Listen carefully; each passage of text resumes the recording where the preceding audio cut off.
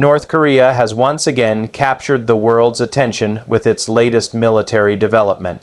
According to the state-run Korean Central News Agency, the country's leader Kim Jong Un personally oversaw the launch of 2 new air defense missiles said to possess superior combat capability and unique technology. While details remain scarce, Pyongyang claims the missiles can effectively neutralize a variety of aerial threats, including drones and cruise missiles. The test was carried out on Saturday and comes at a time of heightened regional tension. Only days earlier, South Korea confirmed it had fired warning shots after about 30 North Korean soldiers briefly crossed the heavily fortified Demilitarised Zone. The incursion was described by Seoul as a violation, while Pyongyang accused its neighbor of deliberate provocation. This episode unfolds against the backdrop of large-scale joint military drills currently being conducted by the United States and South Korea. These exercises have long been a point of contention for Pyongyang, with Kim Jong Un labeling them as hostile and confrontational. The situation is further complicated by diplomatic dynamics, as newly elected South Korean President Lee Jae-myung has expressed willingness to improve inter-Korean relations, only to be met with rejection from Kim's sister.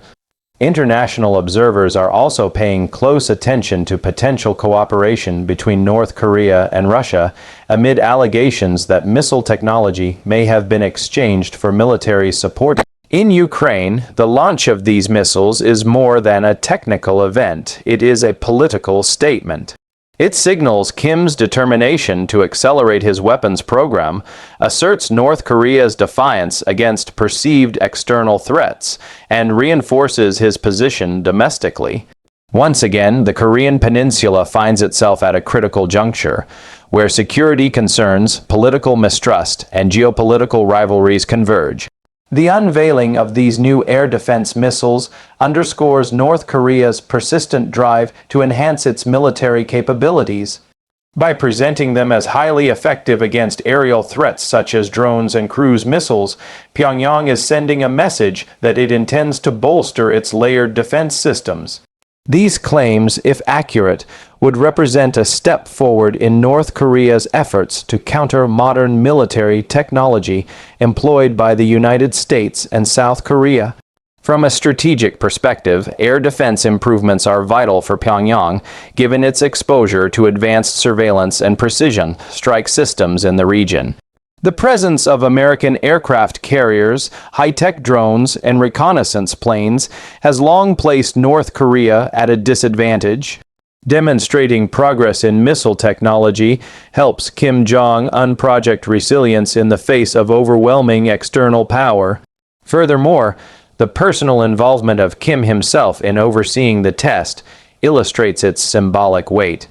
It is intended not only to reassure his domestic audience of the regime's strength, but also to remind international adversaries that North Korea remains unpredictable. Whether or not the technology truly represents a breakthrough, the perception of advancement is enough to complicate the strategic calculations of its rivals. This missile test cannot be separated from the broader military and political climate of the Korean peninsula. Only days before the launch, South Korean forces fired warning shots at approximately 30 North Korean soldiers who briefly crossed the demilitarized zone. Although the incursion was quickly resolved without casualties, it highlighted how fragile the situation remains along one of the world's most militarized borders. Pyongyang, in turn, accused Seoul of provocation, further escalating rhetoric. The timing of the missile launch, coinciding with ongoing joint military drills between the United States and South Korea, also carries deep symbolic meaning. For Pyongyang, such exercises are viewed as rehearsals for invasion, even though Washington and Seoul describe them as defensive. Kim Jong Un's decision to demonstrate new weaponry at this moment is a direct response, a way of showcasing deterrence and reclaiming attention. This tension has profound implications for regional stability. For South Korea, the incident challenges the new president's goal of improving inter-Korean ties. For the United States, it complicates diplomatic engagement while reinforcing the need for a strong alliance. Each new military maneuver risks miscalculation, and even minor border violations have the potential to trigger larger confrontations.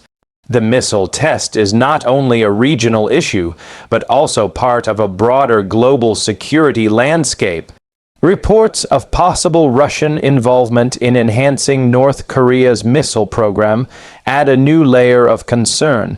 Some South Korean officials have warned that Moscow may have provided technology or equipment in exchange for North Korean support in Ukraine, particularly manpower.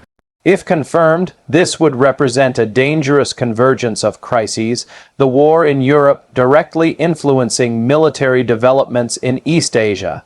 Such cooperation would undermine international sanctions designed to isolate Pyongyang and restrict its weapons development. It would also signal a growing alignment among states that oppose Western influence. For the United States and its allies, the possibility of a Russia-North Korea partnership intensifies the urgency of maintaining strong deterrence in the Indo-Pacific. Beyond technology, North Korea's actions feed into a larger narrative of defiance against international norms. By pressing ahead with weapons tests in defiance of United Nations resolutions, Pyongyang reminds the world of the limitations of diplomacy and sanctions. This raises difficult questions for global powers: how to balance deterrence, pressure, and the search for dialogue in a world where conflicts in different regions are increasingly interconnected. Looking ahead, the latest missile test deepens uncertainty on the Korean peninsula. With President Lee Jae-myung expressing openness to reconciliation, there had been cautious optimism about restarting dialogue. Yet Pyongyang's rejection of outreach, combined with its ongoing military escalation, suggests that meaningful engagement remains unlikely in the short term.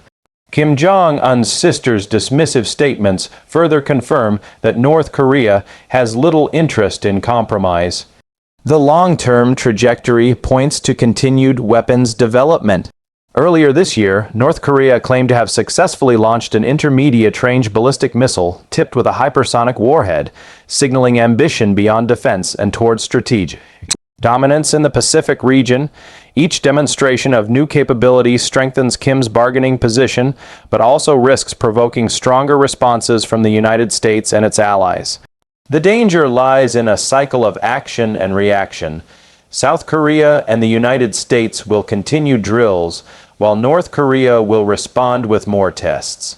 Such dynamics increase the chances of miscalculation, which could trigger conflict unintentionally.